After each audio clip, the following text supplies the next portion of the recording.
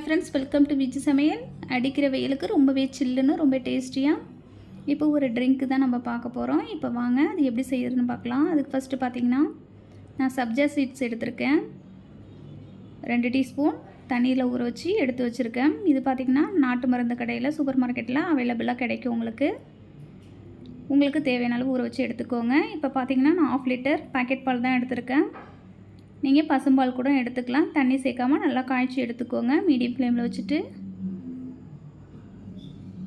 இப்போ இதை நல்லா காய்ச்சிட்டு ஒரு பக்கம் எடுத்து வச்சுக்கலாம், ஆறட்டும் நல்லா.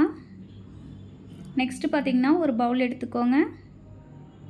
எடுத்துகிட்டு நம்ம ஊற வச்ச சப்ஜா விதையை இதில் சேர்த்துக்கலாம். சேர்த்துட்டு இது கூடவே காய்ச்சி ஆற வச்ச பாலை சேர்த்துக்கோங்க.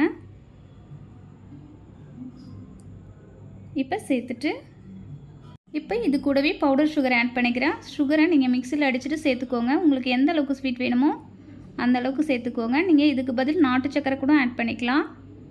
இப்போ சேர்த்துட்டு நல்லா கலந்து விட்டுக்கோங்க. இப்போ இது கூடவே ரோஸ் சிரப்பு நான் 2 டீஸ்பூன் ஆட் பண்ணிக்கிறேன். இதுக்கு பதில் நீங்கள் பீட்ரூட் அரைச்சிட்டு வடிகட்டிட்டு சூடு பண்ணிவிட்டு சேர்த்துக்கலாம்.